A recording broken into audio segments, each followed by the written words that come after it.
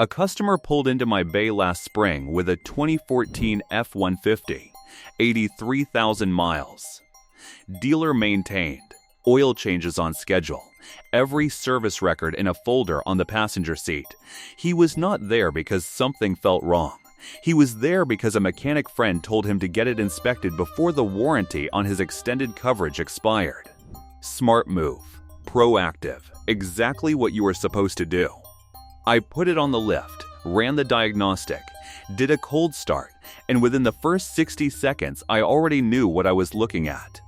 The rattle was there, that specific metallic clatter from the top of the engine that fades as oil pressure builds. Faint enough that he had probably been hearing it for months and explaining it away as cold morning noise. Significant enough that I knew exactly what was coming next. Cam phasers. Timing chain guides. The front of the engine was going to need to come apart. The estimate I handed him was $2,400 on the conservative end. He sat down in the waiting area and stared at it for a long time. Then he asked the question I hear constantly in this shop. Why didn't anyone warn me about this? That question is exactly why I am making this video. Because the answer is not complicated.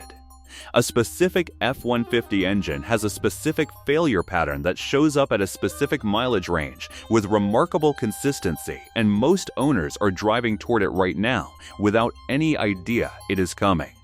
Today we are talking about what mechanics across independent shops are seeing, why this engine fails the way it does, what the early warning signs actually look like, and what to do if you own one right now. Let's get into it. Before we get into it, hit subscribe and turn on the bell notification right now. Every week on this channel, we cover real Ford engine issues, failure patterns, and the mechanical knowledge that helps you catch problems before they become catastrophic repair bills. Subscribe now. Then let's talk about what mechanics are seeing inside these engines.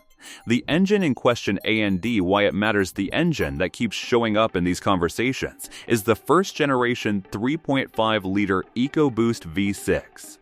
The twin turbocharged engine Ford introduced in the F-150 in 2011 and sold through the 2016 model year before significantly revising it for 2017.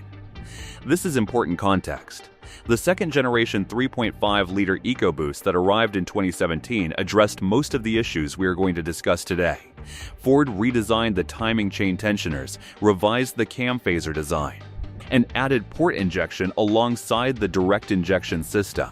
If your truck has an EcoBoost badge and it is a 2017 or newer, the failure pattern we are covering applies differently and less severely to your engine.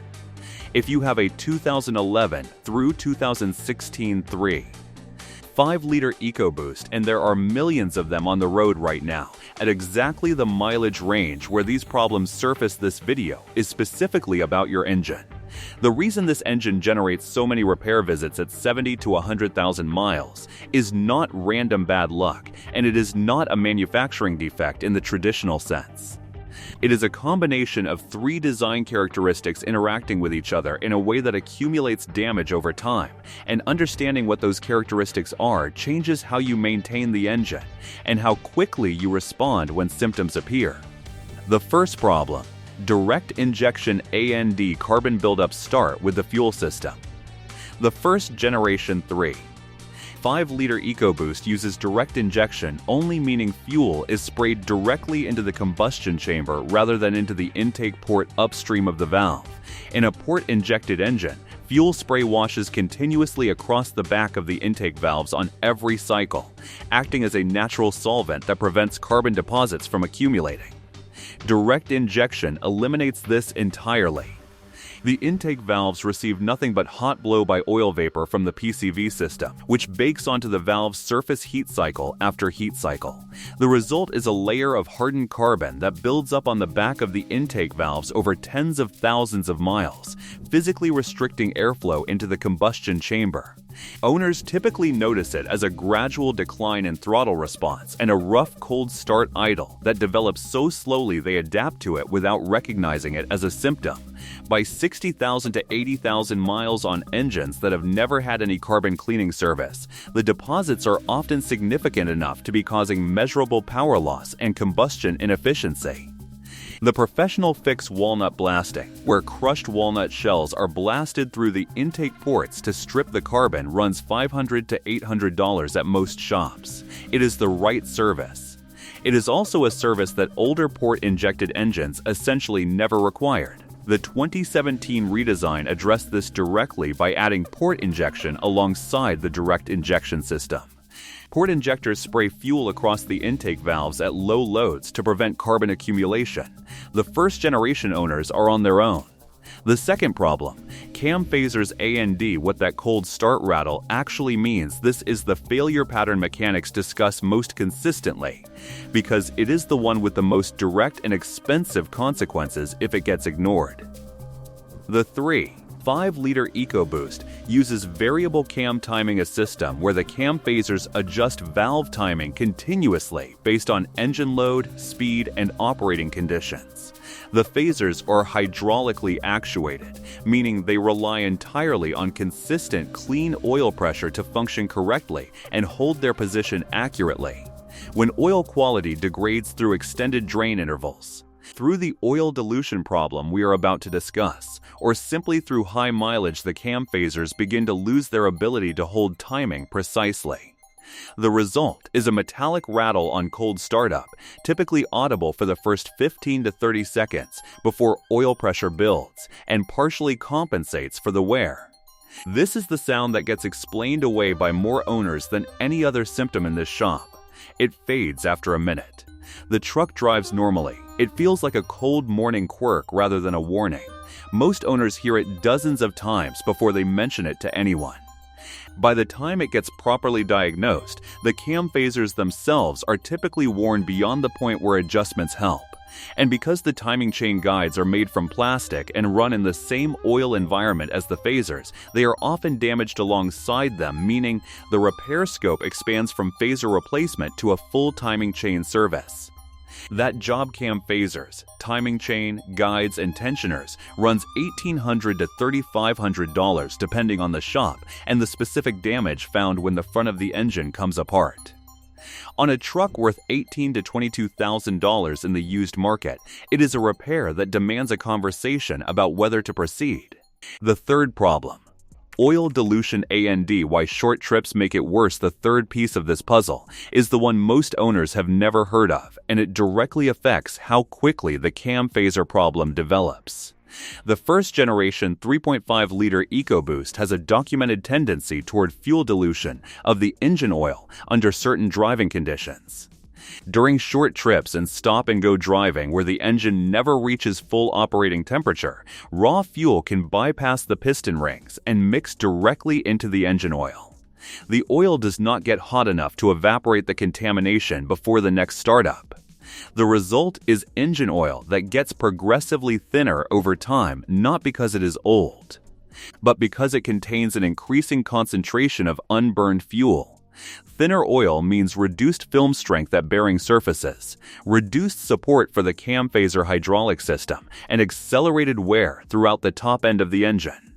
Mechanics who have pulled dipsticks on these trucks with relatively fresh oil changes have found oil that smells noticeably of fuel and reads thinner than it should. The owner is doing the right thing changing oil on schedule, but the short trip driving pattern is undermining the oil's ability to protect the engine between changes. The practical response to this is shortening the oil change interval significantly if your driving pattern consists primarily of short trips. Ford's stated interval and the real protective interval for a direct injection turbocharged engine doing mostly city driving in stop-and-go conditions are not the same number. Mechanics consistently recommend 5,000 miles or less for this engine under those conditions, not because something is wrong, but because the design requires it. What to do if you own one right now if you have a 2011 through 2016 F-150 with the 3.5-liter EcoBoost? Here is the practical response to everything covered in this video. Listen for the cold start rattle. Start the truck on a genuinely cold morning and listen carefully for the first 30 seconds before you touch the throttle. A healthy engine should be quiet or nearly quiet. Any metallic ticking or rattling that fades as the engine warms is cam phaser wear. It deserves a diagnostic appointment this week, not eventually. This week. The difference in repair cost between catching it early and waiting until the timing chain guides fail alongside the phasers is often over $1,000. Check your oil condition between changes. Pull the dipstick midway between oil changes and smell the oil. Fresh engine oil has a specific smell. Oil contaminated with fuel has a noticeably different odor. If you smell fuel on the dipstick, shorten your drain interval immediately and mention it at your next service appointment. Ask about carbon cleaning if it has never been done. If you have no record of a walnut blast or induction service on your specific engine, it is worth having the intake valves inspected by 80,000 miles on an engine with no carbon cleaning history. The deposits are almost always present and almost always affecting combustion efficiency. And if you are shopping for a used 2011 through 2016 F-150 with this engine, price in at least $1,500 to $2,000 of potential deferred maintenance before making an offer, because at this mileage range, the probability that all three of these issues have been properly addressed is lower than most sellers realize. Outro: the first-generation 3.5-liter EcoBoost is not a bad engine. It produced genuinely impressive performance numbers when it launched, and millions of owners have put high miles on these trucks without catastrophic failures. But it is an engine with a specific set of characteristics that accumulate into expensive problems at a predictable mileage range, and the owners who avoid the worst outcomes are the ones who knew what to listen for. Shortened their oil changes, and treated the cold start rattle as the urgent warning it actually is, rather than a cold morning quirk.